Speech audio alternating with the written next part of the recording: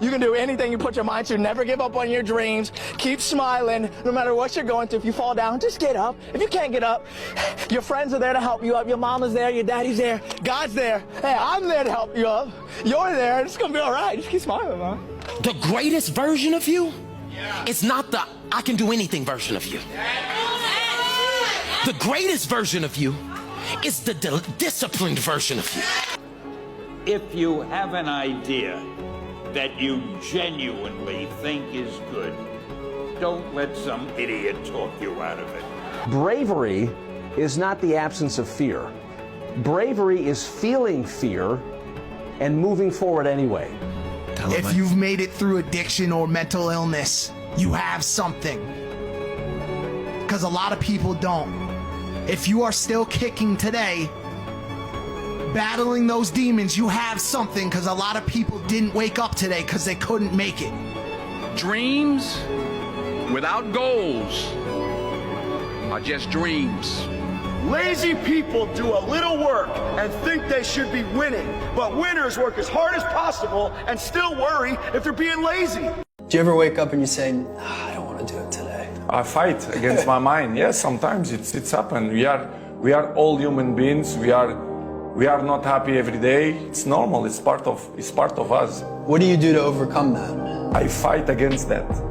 You know, it's the big challenge. It's when you're not willing to do something, but you have to do it. Our mind, it's a box of surprises, and you have to challenge yourself to be consistent. You like to go to the gym every day? Of course no. It's not true. Nobody likes to go to the gym every day.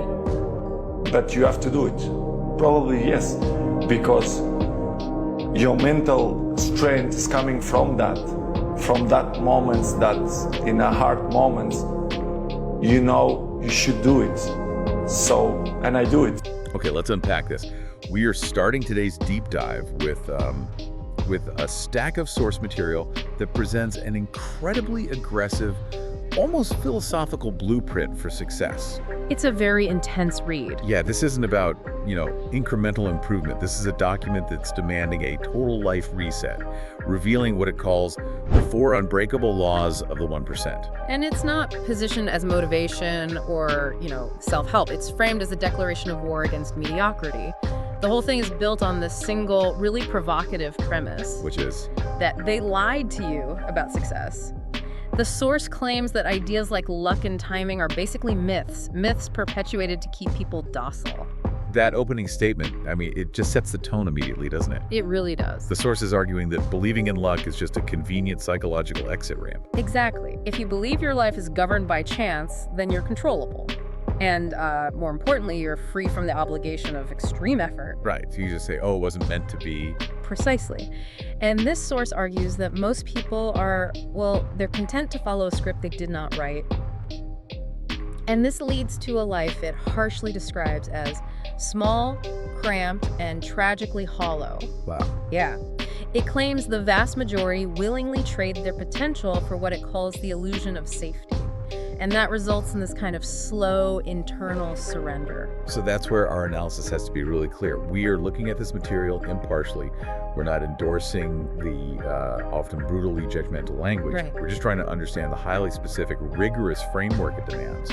Our mission is to extract why the 1%, at least in this philosophy, seek out the pain that earns the prize. Instead of just, chasing the shortcut. And that pain, it's structured around 4 non-negotiable laws. Sure. So for you listening, we're going to detail the required mindset shifts, the actions that the source lays out for becoming an architect of your own life. Right, rather than just a spectator watching others build theirs. So before we jump into Law 1, we really have to grasp the fundamental distinction the source makes between the 99% and the 1%. This is where the rhetoric gets pretty extreme. It is. The source defines the 99% as predictable, replaceable numbers. Oof. Yeah, who worship a system that extracts their time and energy, and it gives them just enough security to prevent a revolt, but, never enough freedom to realize their own power. Okay, I have to jump in here because that language, predictable, replaceable, it's so judgmental. Does the source offer any kind of path back for the 99%? Or is this just meant to be pure antagonism? That's a fair question, and the source's answer is, well, it's conditional. The path back starts with recognizing that internal conflict. What conflict? It describes it as a quiet, persistent itch, or like a heavy, suffocating feeling. It's that sudden, undeniable awareness that you were meant for something colossal, something tectonic. Something that just drastically exceeds your current reality. Exactly. That's the trigger, that moment of rejection. It's the decision to stop reciting lines from someone else's play and, start writing your own. And the source promises that once you accept that dissatisfaction, these laws will let you rebuild your focus, rebuild your soul, but it's done. Brick by agonizing brick. Yeah, which brings us right to the first major psychological hurdle in this plan. Law number 1, the law of selective silence. This is fascinating because it tackles modern life head-on. It says that in a world addicted to broadcasting every little thing, the silent person is the most potent, the most dangerous. It's a direct counterattack against what it calls the pathological need to announce every move. We see that everywhere. Oh, constantly. We live in an era where intention is mistaken for action. People feel like they have to broadcast their goals, their morning routines, their future plans, all for that immediate, cheap dopamine hit of applause. And the source gives this a name, right? An operational principle. It does. The ghost rule. The ghost rule. Explain that. The mandate is this. If you are going to become a god in your new life, you must first become a ghost to your old one. Your transformation, your process, your internal war, it's none of their business. So you just sever the informational link. But why? Why is that secrecy so crucial? What's the psychological mechanism there? Well, it goes deep into the brain's reward system. When you announce a big, ambitious goal, your brain, which is designed to seek reward, it gives you a little shot of satisfaction. You get the positive feeling of having achieved the goal without actually doing any of the agonizing, difficult work. So the immediate reward just extinguishes the fire to actually do it. Exactly. You trade the monumental potential of your future for a single like from a stranger. The source argues that this is the definition of psychological bankruptcy. You've killed the drive. But, practically speaking, if you're in a business, a collaborative environment, is total silence even possible? You need partners, you need mentors. And it does distinguish between necessary collaboration and validation seeking for your ego. Selective silence means silencing the ego, not the strategy. You share results, not intentions. I see. The source poses this extreme challenge for a reason. It asks, can you go 6 months without a single, or good job from people still stuck on the couch? That's the ultimate litmus test, isn't it? If you need that external noise to keep going, you're still a prisoner to the opinions of others. The whole point is to build power in the dark. The first time anyone should hear about the project is when you announce it's done, not when you're about to start. That silent period, that's the incubation phase. Okay, so that silence creates this profound psychological fortress, but now you need the physical resilience to maintain it. Which brings us to law number 2, the law of physical dominance. Right. The source grounds all this abstract ambition in the concrete reality of your body. The famous line here is that your body is the hardware that runs the software of your mind. And if the hardware is weak, the software, your clarity, your persistence, your logic, it will inevitably crash under pressure. And I appreciate that the source is very clear. This is not about vanity. It's about control. They call the framework for this the sinew code, where training is defined as a controlled confrontation with suffering. It's just behavioral conditioning, really. You're not lifting weights to look better. You are lifting weights to practice staying calm, analytical, and cold when your body is screaming for mercy. It's a deliberate self-imposition of discomfort. Yeah, you're teaching your nervous system how to operate under duress. So what's the mechanism for transferability? How does forcing yourself through a tough workout translate into, say, mental dominance in the boardroom? Well, it creates a cross-domain mastery of impulse control. If you have the internal mandate to finish 100 push-ups when your shoulders are on fire, you have trained the exact same part of your brain. The part that needs to force you to finish a complex business plan when your mind is bored and wants to check your phone. Exactly. It's not the muscle itself that matters. It's the repeatable act of overriding the desire to quit. The grind is the only teacher that doesn't lie. That's the line. It's a pure, undeniable meritocracy. It builds trust in your own capacity for resilience. The source has a really compelling analogy for this about high-stakes negotiation. It does. It argues that a man who can meticulously control his breath, his form, his patience during a brutal set of heavy squats, Right. that is a man who can control his temper, maintain his logic, and hold back crucial information during a multi-million-dollar negotiation. He's trained to be cool under pressure, whether it's physical or mental. And conversely, the man who quits his workout at the first sign of discomfort, he's telegraphing that same weakness everywhere else. Because weakness, the source warns, is a contagion. Physical dominance is about creating an unbreakable vessel so that external chaos can't penetrate your internal system. It's like resilience insurance. Okay, we built the silent foundation, the physical vessel. Now we move to law number 3, the law of cognitive sovereignty. This is the war for your mind. A war, which the source claims most people are losing. Decisively. Why? Because they've surrendered their most valuable resource, their attention.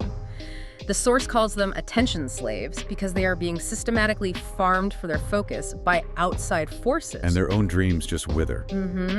The description of our digital world is incredibly vivid. It calls it a digital battlefield. Yeah, that part was intense. It's a war zone. Every notification is a bullet. Every gossip headline is a landmine. Suggested videos are traps set by an algorithm that knows your weaknesses better than you do. So cognitive sovereignty is the countermeasure, becoming the absolute undisputed ruler of your own attention.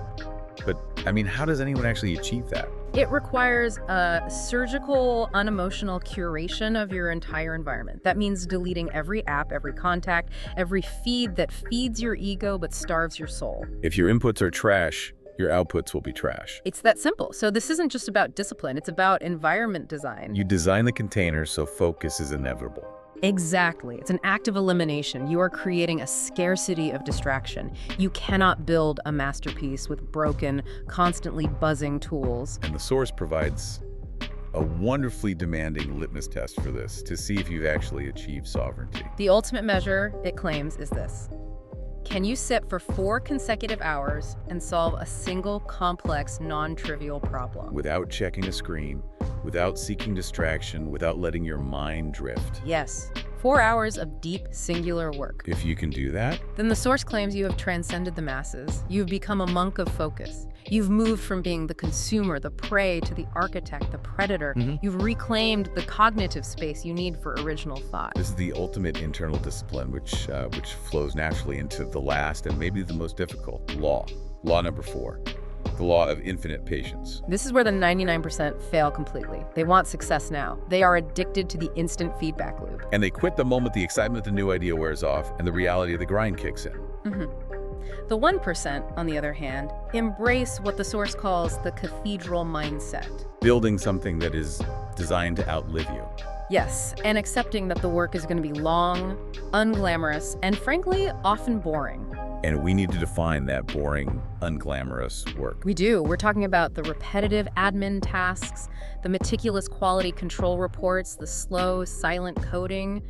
It is boring, repetitive, unglamorous work done correctly for 1,000 days in a row without any immediate reward. So is the source demanding a literal 10-year commitment without any recognition? Or is that more of a philosophical marker for the depth of commitment required? I think it functions as a marker, but the commitment has to be real. And patience here gets redefined. It's not passive waiting. Right. It's the tactical ability to choose what you want most, that distant, colossal vision over what you want right now, the donut, the easy exit. It's an active, consistent attitude you maintain while working in the shadows. That reframes patience as a form of highly aggressive strategy. Absolutely. It ensures persistence. And the source connects all 4 laws here. The reason people fail to be patient is because they fail. Law 1, they need external validation. And Law 3, their attention is too fragmented for deep work. So you need the other 3 laws to even have a shot at this one. You do. Patience requires the resilience built by the other laws. And the payoff for this kind of infinite sustained effort is framed as, well, invincibility. Total invincibility. According to the source, yes. When you commit to the long game, you become a force that cannot be defeated. Because, and I quote, "You cannot defeat a man who is willing to work for 10 years without a single reward while everyone else is quitting after 10 days. Wow. The winner is simply the person who refuses to stop walking when their feet are bleeding, even when the finish line is nowhere in sight." Okay, so let's quickly review this incredibly intense blueprint for you. We started with that foundational conflict, the rejection of the script. Then the 4 laws. Law 1, selective silence building in the dark. Law 2, physical dominance mastering suffering to master your mind. Law 3, cognitive sovereignty winning the war for your attention. And Law 4, infinite patience embracing that lonely repetitive grind for the cathedral vision. This material, it leaves no room for suggestions. It presents these as requirements for entry into a higher echelon of performance. Absolutely. The old self, the weak, distracted, average spectator, it must be, in their words, deleted before the architect can even begin the work. So you now have the full operational blueprint for this school of thought. And as Source ends this whole thing with a demand, really, a contract that it places directly at your feet. Are you an architect, or are you just another spectator? They define the winner as the man who refuses to stop walking when his feet are bleeding. So the challenge for you is this. What specific, boring, repetitive work would you swear an oath to maintain for 10 years without recognition? And what comfort, what distraction, or what current approval system does that level of dedication demand you burn to the ground first? Yeah. That's the challenge these unbreakable laws leave you with. The grind starts now. Starting from zero doesn't mean you have nothing. It means you have everything to gain. Subscribe to join the blueprint.